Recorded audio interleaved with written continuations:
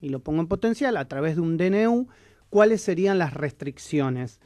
Para hablar de qué es lo que está pensando la provincia de Buenos Aires y por qué se da esa ruptura entre ciudad y nación, qué mejor de hacerlo con una diputada de la provincia de Buenos Aires que representa al Frente de Todos, obviamente que representa al gobierno de Axel Kicillof en la Cámara. Estamos hablando de Jimena López, que muy amablemente nos atiende en la mañana de hoy. Buen día, Jimena, ¿cómo te va? Maximiliano Lecky te saluda. Hola, Maximiliano, ¿cómo andas vos? Bien, muchas gracias por atendernos en la mañana de hoy. No, por favor, a ustedes por llamarme. Bueno, Jimena, lo primero que te queríamos consultar es, sé que en estos días ustedes firmaron un apoyo, entre otros, vos y varios diputados de la provincia de Buenos Aires, a las medidas sanitarias que podrían provenir del gobierno nacional y el gobierno de la provincia de Buenos Aires. ¿Esto es correcto? Sí, ayer salimos con un comunicado, nosotros y nosotras tuvimos una reunión, una comisión informativa con Carla Viciotti, actual ministra de Salud de la Nación, en donde obviamente se le preguntaron una serie de cuestiones, y entre esas preguntas estuvo, bueno, ¿cómo vamos a avanzar en relación a las medidas en esto que se denomina la segunda ola? Porque ayer fue el pico máximo desde el inicio de la pandemia en cantidad de contagios, estamos por encima de los 20.000 contagios diarios, y bueno, creemos que se hace necesario acompañar todas las medidas que tienen que ver de tipo sanitario, ¿viste? Porque a mí por ahí me suena mucho cuando dicen, no, las medidas restrictivas no son medidas restrictivas, son medidas de cuidado, son medidas sanitarias, y me parece que hay que evaluar que de la única manera que logramos ralentizar en algún punto el contagio es minimizando la movilidad. Ahora tenemos que pensar, bueno, cómo convivimos con el tema de la economía, pero me parece que fijar horarios, restringir en vez de 20 que sean 10 personas, cerrar más temprano los bares, porque nadie está hablando de cerrar definitivamente. Sí, sino de limitar el espacio horario. Tal cual, delimitar el espacio horario y delimitar por ahí nuevamente la cantidad de personas y volver a trabajar el comportamiento individual, esto de lavarse las manos, usar permanentemente barbijo, sanitizar las superficies, evitar lugares cerrados cuando hay más de 3 o 4 personas, sobre todo los lugares que no tienen doble correntada. Nadie habló ni de cerrar las escuelas, ni de cerrar lugares de esparcimiento, que obviamente si la cosa se complica en cantidad de casos también hay que pensarlo, porque nosotros tenemos un número limitado de camas de terapia, Claro. Entonces también hay que evaluar la cantidad de camas con la cantidad de contagios. No es una medida caprichosa, es una medida súper estudiada. Entonces, Jimena, entendiendo lo que vos estás explicando y les estás exponiendo a todos los oyentes, ¿por qué crees vos que digamos, discurso sensato que parece que vos estás diciendo no prende en todo el mundo? Y sobre todo no prende en la ciudad de Buenos Aires y en el gobierno de la ciudad de Buenos Aires. ¿Por qué hay esta diferencia? ¿Es ideológica? ¿Es política? ¿Tiene que ver con que la estructura económica de la capital es diferente a la estructura económica de la provincia? No, yo creo que básicamente tiene que ver con una demostración, y en esto me hago totalmente cargo a título individual de lo que estoy diciendo, pero a mí me parece que es una demostración permanente de poder y de querer marcar la agenda. Para mí tenemos una oposición sumamente responsable y responsable. Yo tuve que bancarme en la Cámara de Diputados escuchando a una diputada decir que la vacuna no sabía ni qué tenía, que cómo la íbamos a poner. Son muy responsables en esto de todo el tiempo estar arengando a, obviamente, una población que es permeable a ese discurso, a que son medidas restrictivas, a que cortamos la libertad, y en realidad el mundo hoy está en jaque con la pandemia. No es Argentina, no es Buenos Aires, no es capital. Es el mundo. Ayer yo escuchaba diferentes, viste, la mañana el noticiero, que escuchamos todas, haciendo como un zapping televisivo, y salían en Norteamérica a hablar de la vacuna, salían en Francia, en un montón de lugares que serían países como mucho más desarrollados que nosotros, con muchos problemas, Alemania, con muchos problemas en relación a la circulación de personas, y en esto de limitar, acortar horarios, laburar mucho la conducta individual. Entonces me parece que a mí la oposición todo el tiempo dice, no, porque nosotros representamos a un montón de personas y nos interesa. Yo creo que no les interesa nada. A mí me preocupa que estén todo el tiempo queriendo marcar una agenda que no es la agenda que es real. Yo entiendo que Buenos Aires, Ciudad de Buenos Aires, pueda tener otra dinámica, pero el país es un poquito más grande que Capital Federal. Sí, no, claro, es que por eso, a ver, por eso te lo pregunto, porque uno entiende que, digamos, el área metropolitana, si vos tomás una medida individual, es inconexo, porque indudablemente, digamos, gran parte del foco del trabajo se genera en la capital y hay movilidad entre la provincia y la capital y viceversa. También hay mucha gente que vive en capital y trabaja en provincia. Entonces, Sí.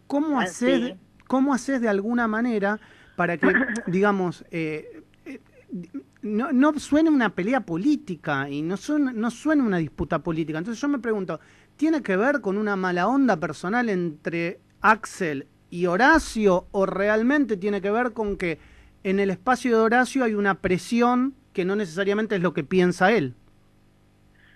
Yo no creo en las malas ondas personales en el tema de la política. Sí, obviamente hay gente que genera más aversión que otra, pero me parece que tiene que ver con una postura ideológica. Ellos son liberales y los liberales piensan que todo se basa en la libertad individual. No les importa mucho más que eso. De hecho, llamaban a las concentraciones antivacunas en el obelisco y llamaban a sus propios votantes. Son irresponsables. Está bien, pero ahí Yo, vos... y vos, por más que me digas, no, bueno, es una cuestión personal, no, es una cuestión de miradas. Axel es un gobernador de toda la provincia y Larreta defiende los intereses no de los porteños y las porteñas. Ese es el error también. Es una ciudad que tiene muchísima movilidad, tienen otra forma de concebir. También es cierto que el modelo que ellos predican en los municipios por fuera de Ciudad de Buenos Aires han estallado los casos y no los pueden frenar.